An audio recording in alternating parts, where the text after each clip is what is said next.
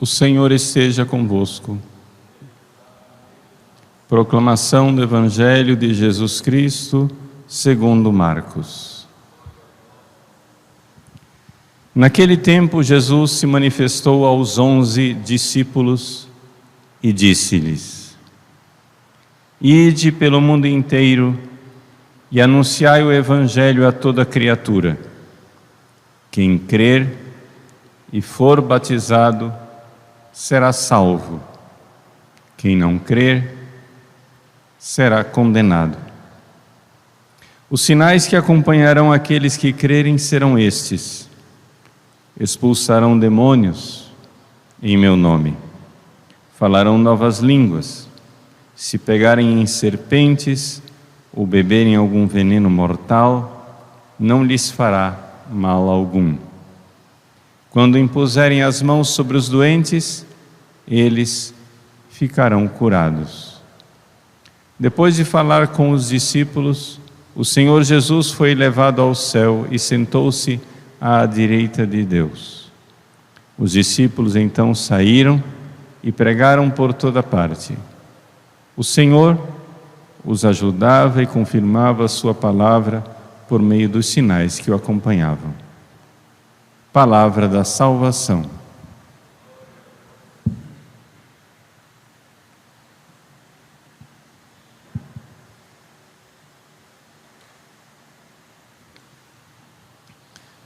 Meus queridos irmãos, celebramos hoje a festa do evangelista São Marcos. São Marcos nasceu com o nome de João.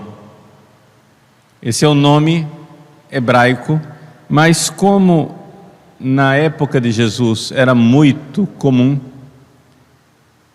geralmente os pais, principalmente aqueles que tinham parentes fora da Terra Santa, davam um duplo nome para os seus filhos, ou seja, um nome hebraico, João, e depois um outro nome, digamos que era mais internacional, em grego, Marcos. E com toda probabilidade, a família de João Marcos era realmente uma família abastada, tinham posses, provavelmente eram também comerciantes e com ligações internacionais. A tradição nos diz que a mãe de João Marcos tinha o nome de Maria. O próprio Atos dos Apóstolos nos fala disso, que Maria era a proprietária de uma casa em Jerusalém. Provavelmente era exatamente a mesma casa que Jesus usou para a última ceia. Então, a família de João Marcos, a mãe dele, que parece que na altura era já viúva, era proprietária de uma casa em Jerusalém e de uma pequena fazenda, chácara, o que você quiser chamar, no Horto das Oliveiras. Jesus, então, escolheu celebrar a última ceia no andar de cima da casa desta Maria, mãe de João Marcos. E depois saiu com os seus discípulos para rezar no Horto das Oliveiras, que também era propriedade da mesma família. Nós sabemos pela tradição que João Marcos não era discípulo de Jesus e não seguia Jesus nessa altura. Ele era um jovem, adolescente. Provavelmente ele tinha visto Jesus várias vezes, mas ainda não tinha a fé. Na noite em que Jesus foi aprisionado, Quinta-feira Santa, João Marcos provavelmente estava dormindo lá no Horto das Oliveiras. E ele mesmo conta no seu evangelho a cena em que, depois que Jesus foi preso e os discípulos saíram correndo, havia um jovem que estava observando toda essa confusão, essa cena, esse barulho. E ele saiu, acordou, estava dormindo, acordou, enrolado num lençol, e foi lá ver, às escondidas, o que estava acontecendo. Veio um soldado, pegou ele por trás, pegou no lençol, e ele saiu correndo, nu, sem o lençol. A tradição identifica esse jovem, que está lá no Evangelho de Marcos, como sendo o próprio João Marcos. Então, na época em que Jesus foi crucificado, João Marcos era simplesmente isso: um adolescente, assustado. A mãe dele era uma discípula de Jesus, ou seja, era uma fiel, que deu a sua casa para celebrar a última ceia e teve na sua chácara a agonia de Jesus, que derramou o seu sangue. Nós não sabemos como foi que João Marcos, depois, com os acontecimentos da ressurreição, de Pentecostes, que foi também na sua casa, em que momento foi que ele deu o passo da fé. Mas ele creu no Evangelho, e a próxima notícia que nós temos dele é quando São Pedro foi aprisionado e foi solto milagrosamente por um anjo. Quando São Pedro foi bater na porta de onde os discípulos estavam reunidos em oração, era a porta da casa de Maria, mãe de João Marcos. Os Atos Apóstolos dizem isso explicitamente. Depois acontecem os primeiros martírios em Jerusalém: Santo Estevão, diácono, São Tiago, apóstolo, e São Paulo, que na época era Saulo, vai evangelizar, vai perseguir os cristãos, em Damasco. São Paulo se converte, passa um tempo na Arábia. Quando nós então encontramos São Paulo já cristão convertido, os cristãos de Antioquia escolheram São Paulo e Barnabé para enviar em missão e evangelizar. São Paulo foi ordenado, São Barnabé também foi ordenado, e eles partiram em missão na primeira viagem deles. Nós sabemos pelos Atos dos Apóstolos que eles pegaram como ajudante João Marcos, que era sobrinho de São Barnabé. São Barnabé era originário de Chipre, na ilha de Chipre. Marcos, a gente sabia que ele estava lá em Jerusalém. Esse é o vínculo internacional, digamos assim, entre Marcos e a família dele, que a gente sabia que havia alguma coisa aí. Talvez fossem comerciantes,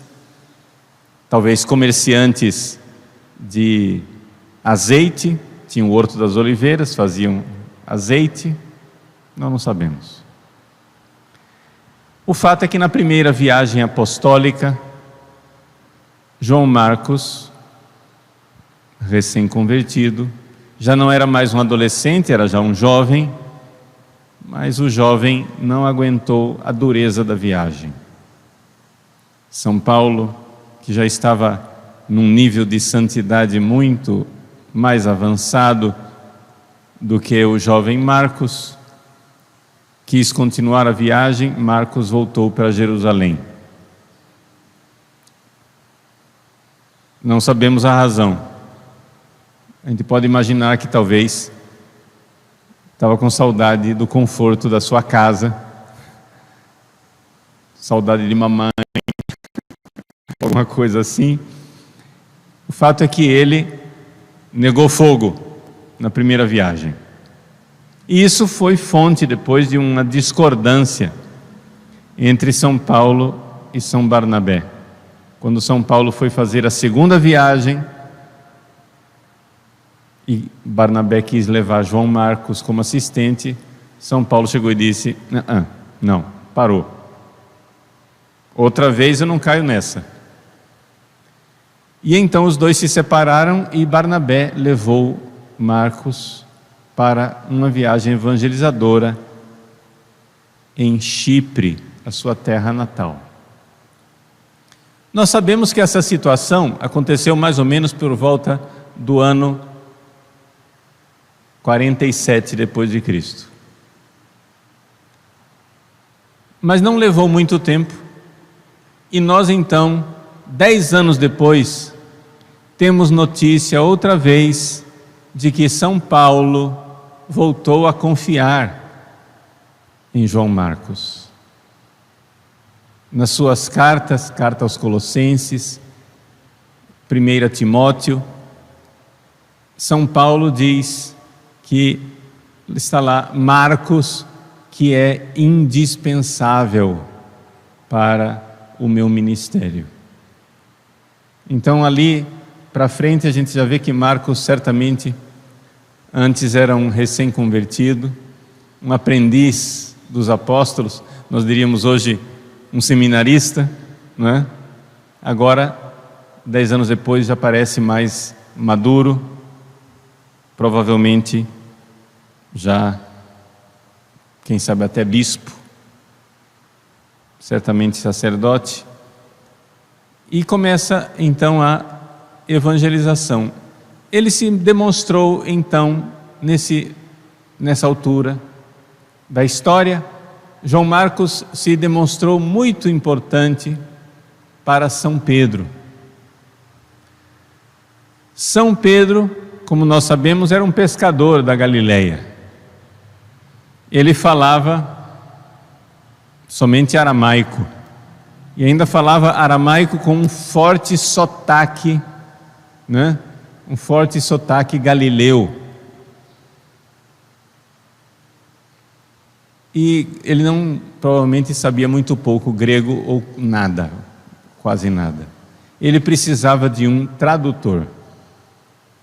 Então a tradição nos diz, através de um antigo documento, um relato histórico de um certo Pápias, que Marcos era o tradutor de São Pedro.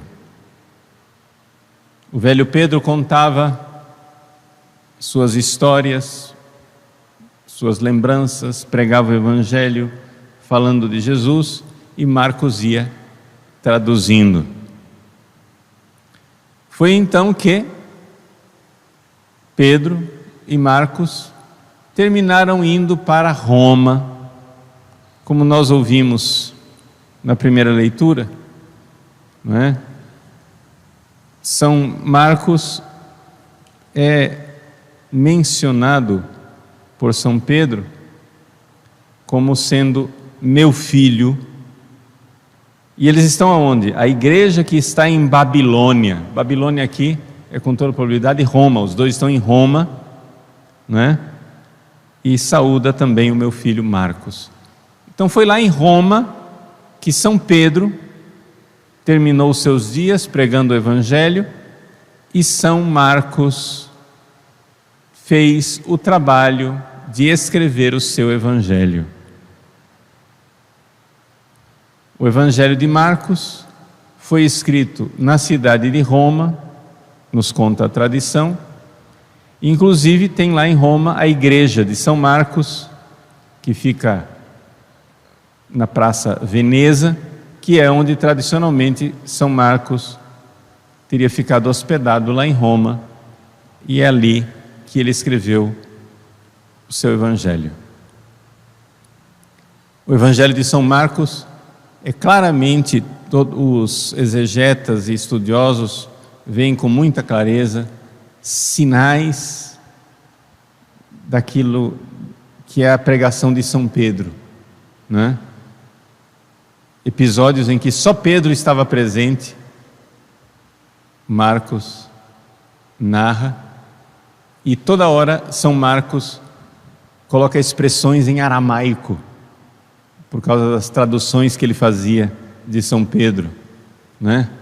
Quando São Pedro entra para ver a ressurreição da filha de Jairo, só Pedro entrou com pouquíssimas pessoas, e São Pedro então lembra aquela frase em aramaico que ficou impresso no coração dele: Talitá cum, menina, levanta-te. No Horto das Oliveiras, Abba, Pai. No alto do Calvário, quando São Pedro narra a morte de Jesus, morte na qual ele não estava presente, mas ele narra Jesus rezando o Salmo 21, 22 em aramaico, Eloi, Eloi, ao invés de Eli, Eli, que seria hebraico. E assim por diante. São coisas de São Pedro que estão lá presentes no Evangelho de Marcos, meu filho, que ele chama. Depois da morte de São Pedro, São Marcos então voltou a um dos lugares que São Pedro evangelizou, que foi Alexandria, no Egito. E foi lá, segundo a tradição, que ele, como bispo de Alexandria, foi martirizado. O martírio de São Marcos, segundo a tradição, aconteceu ele sendo amarrado e arrastado pelas ruas. Foi assim que ele morreu. Mas que maravilha nós vermos o trabalho de Deus na evolução dessa vida. Um menino fujão do Horto das Oliveiras termina martirizado, derramando seu sangue por amor a Jesus nas ruas de Alexandria. O jovem que se cansou na primeira viagem de Paulo é o apóstolo incansável que acompanha São Pedro na sua evangelização e depois vai até Alexandria e incansavelmente prega o Evangelho até o fim, até o derramamento do seu sangue. Essa evolução espiritual de São Marcos, para nós, é um modelo extraordinário. Como nós podemos crescer espiritualmente. Covardes e fujões, preguiçosos e comodistas. Deus quer mudar o nosso coração e fazer com que o seu Espírito Santo, na virtude da sua graça, faça de nós corajosos, incansáveis, generosos, cheios do amor de Deus.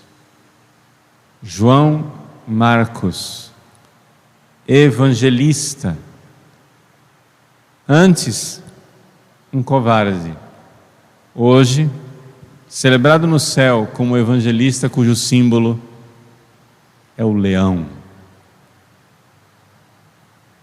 Que transformação extraordinária, que alegria ver que Deus nos muda por dentro. Aproximemo-nos então do altar na certeza de que Deus quer realizar essas transformações em nós.